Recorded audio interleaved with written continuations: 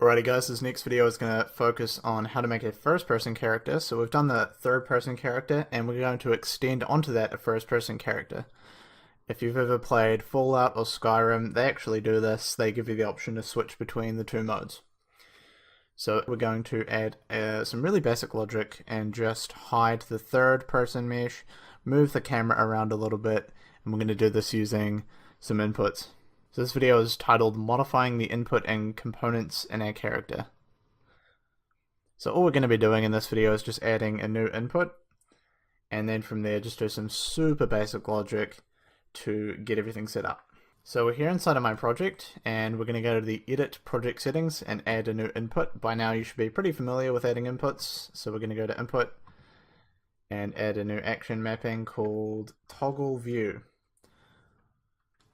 And it's worth noting, you can call this whatever you like, but I'm going with Toggle View. And I'm going to map Toggle View to the T key so that when my player presses T, it's going to change their perspective. So at this point, we can actually go into our Visual Studio program and view our code. And what we're going to do is add our input mapping. So we made that new input mapping called Toggle View. And so, like usual, we're just going to use the bind action function to make that happen. So, toggle view. And I'm going to say that when we press toggle view, I want to call a function called toggle view, which I haven't made yet, but we'll just type it in.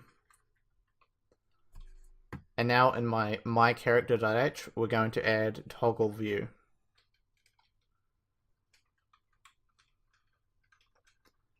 You might remember before that to allow my anim montage to be set in the editor, I just added this U property edit defaults only. Well, we're going to do the exact same thing with our spring arm. Now I could edit the position of it inside of my code, but by adding edit defaults only, it just makes it a lot easier for me to change the values, and I can just do it straight inside of the editor. It's maybe a little bit lazy to do it this way, but it's a pretty effective method, and there's not really anything wrong with doing it. What I'm also going to do is make a boolean value. This is a value that can either be true or false, and I'm going to call it B is in first person. So we are either in first person or not in first person.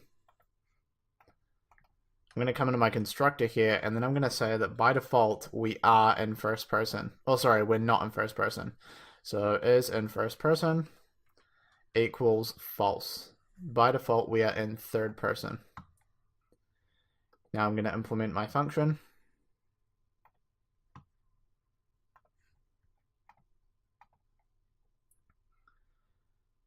And what I'm going to do is I'm going to invert is in first person.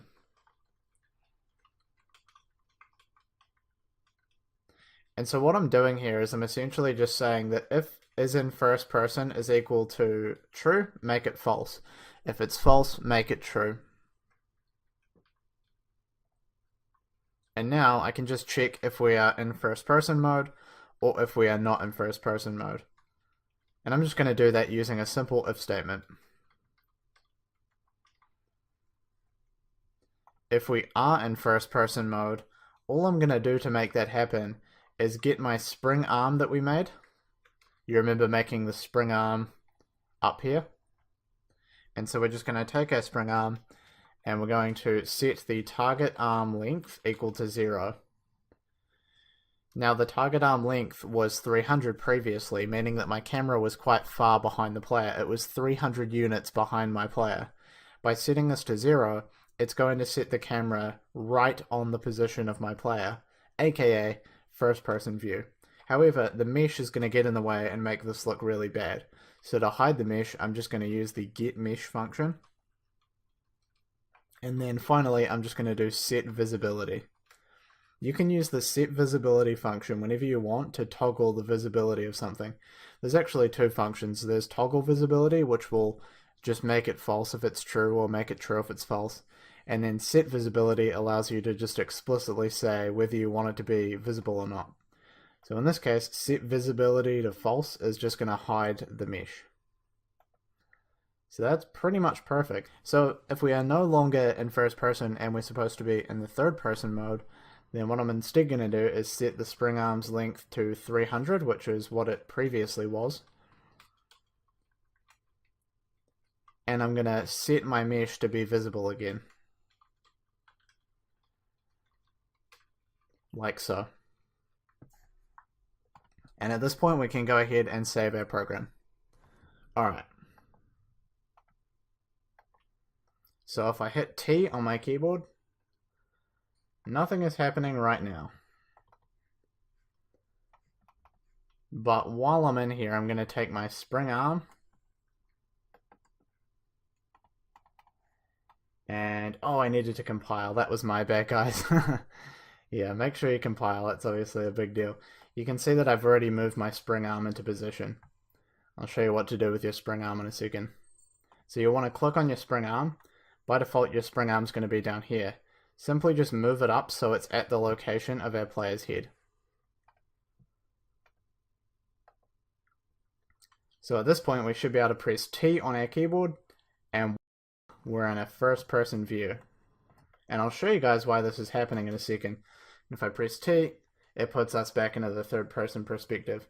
Pretty cool, and actually a lot easier than you guys probably thought it was going to be. So what's going on here is that if I open up my blueprint, I'll show you. So our camera by default hovers all the way back here. By setting the spring arm's target arm length to be 0, it moves the camera. So check this out. If I move this value down, see how the camera moves closer?